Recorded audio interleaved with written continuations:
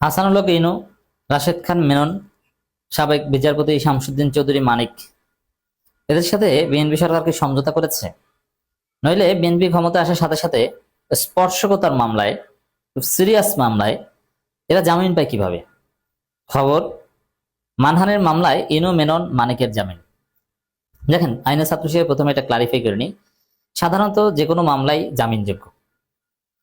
জামিন এটা আসামির অধিকার, হাজতের অধিকার।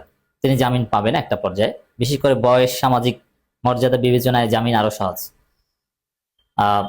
ফৌজদারি কার্যবিধি আইনের 497 ধারা অনুযায়ী জামিন দেওয়া হয় এবং সেখানে বয়সের কথাটা রয়েছে। তো সেই হিসেবে সামাজিক মর্যাদা, বয়স এগুলো বিবেচনায় আমি যে তিনজনের কথা বলছি, ইনু মেনন, শামসুদ্দিন চৌধুরী মানিক, এরা যে কোনো মামলায় জামিনযোগ্য। এমনকি হত্যা মামলায় তারা জামিনযোগ্য।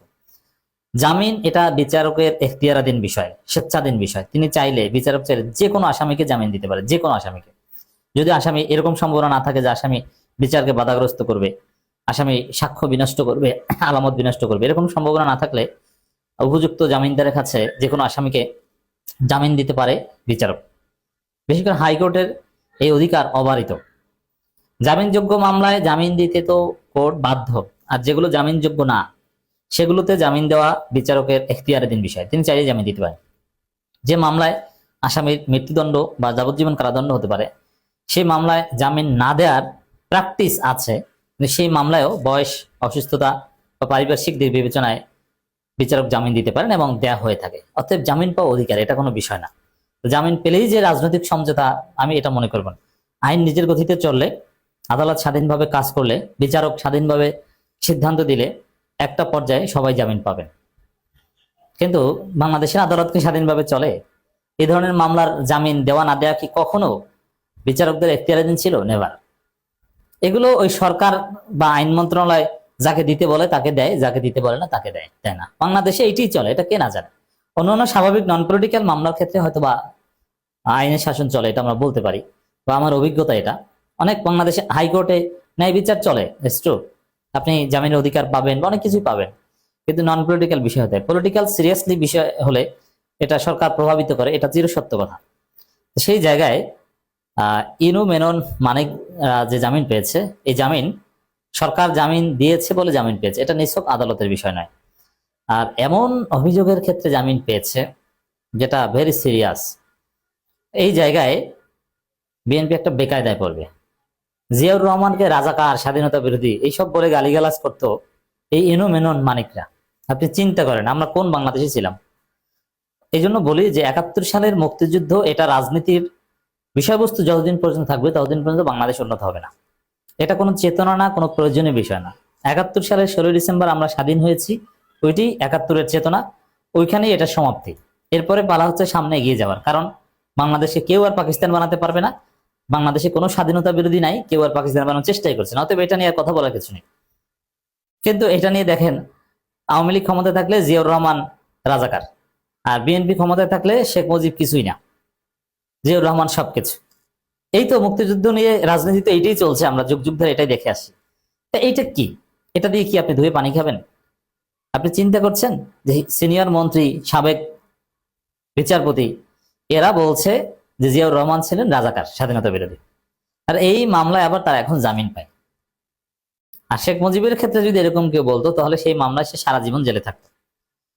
এখন তাদেরকে জামিন দেওয়া এটা কিসের উপর নির্ভর করে? যে এই মুক্তিযুদ্ধ নিয়ে ওইরকম ব্যবসা বিএনপি সরকার করবে না, এটা হচ্ছে এই জামিন দেওয়ার একটা চিন্তা। কারণ যদি করতো তাহলে তারেক রহমান বক্তব্য দেওয়ার শুরুতে জিয়াউর রহমানকে নিয়ে কথা বলতে বলতে মুখে ফেনা তুলতো, কিন্তু তারেক রহমান অপ্রয়োজনীয় ভাবে জিয়াউর রহমানকে অনেক কিছু বলার আছে, ভালো কথাই বলার আছে, জিয়াউর রহমান খালেদা জিয়াকে নিয়ে এক লাইনও বলেন না।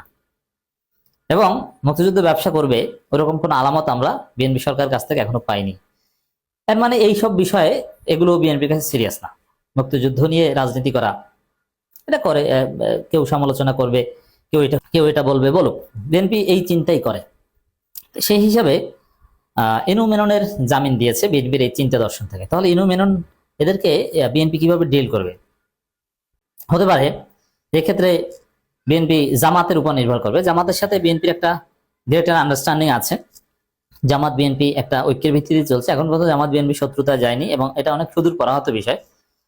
বিএনপির সামনে, জামাতের সামনে অনেক চ্যালেঞ্জ আছে এখনো রাজনীতি সিরিয়াসলি এস্টাবলিশড হতে। সেই জায়গায় জামাত বিএনপি শত্রুতার সময় আসেনি, এসট্রো। এখানে তবে ইনু মেনন, এই যে গ্রুপটা ইনু মেনন মানে এরা জেলে, কিন্তু এদের চেলা চমান্ডারা আছে, প্রথম আলো, ডেইলি স্টার থেকে শুরু করে উদিচি, এরকম আরো অনেক যাদেরকে দেখেন সক্রিয়, এরাই হচ্ছে ইনু মেনন মানিক। তো এগুলোকে বিএনপি তাহলে কিভাবে ডিল করবে? যেহেতু বিএনপি মুক্তিযুদ্ধ ব্যবসা করবে না, এগুলো ডিল করবে জামাতের মাধ্যমে। জামাত ধর্মীয় ভাবে এদেরকে মোকাবেলা করবে, যে এরা ধর্মীয় ভাবে এদেরকে দেখাবে যে এরা সমাজে গ্রহণযোগ্য নয়। জামাতের হুজুর এদের বিরুদ্ধে ওয়াজ টাজ করবে, এদেরকে অলমোস্ট নাস্তিক হিসেবে আখ্যায়িত করবে। এইভাবে মোকাবেলা করবে ইনু মেনন মানিকদের। আর জামাতের সাথে তো এদের মারাত্মক শত্রুতা আছে। জামাতের সাথে এদের শত্রুতা হচ্ছে আদর্শিক। এরা বামপন্থী, সমাজতন্ত্রপন্থী, নাস্তিকপন্থী, আর জামাত ইসলামপন্থী, এদের মারাত্মক শত্রুতা।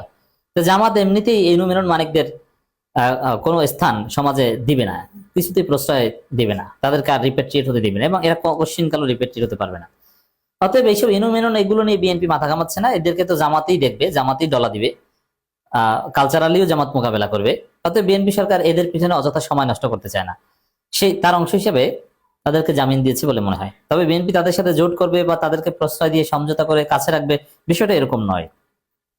আর এটাও বুঝতে হবে, এটা নিয়ে অনেকে উদ্বেগ জানাচ্ছেন, আমাদের কাছে মেসেজ দিচ্ছেন, ভাই কি হলো, এই হাসানুল হক ইনুর মতো গণহত্যাকারী, মানিকের মতো এত নিকৃষ্ট ব্যক্তি, ভয়ানক অপরাধী, যিনি গণহত্যা এবং বিচার বিভাগীয় হত্যাকাণ্ডের বৈধতা উৎপাদনকারী, জুডিশিয়াল কিলার, এই অপরাধীগুলো জামিন পেয়ে যাচ্ছে। না, আসলে জামিন একটা মামলায় পেয়েছে, এর মানে এই না যে তারা মুক্তি পাবে। তারা শীঘ্র বা কয়েক বছরের মধ্যে মুক্তি পাওয়ার কোনো সম্ভাবনা আমি দেখি না। এদের বিরুদ্ধে যে মামলা, এরা মুক্তি পাবে না। এদের অনেককে হয়তো বা জেলেই মারা যেতে হবে, এই তিনজনেই জেলেই মারা যেতে পারে।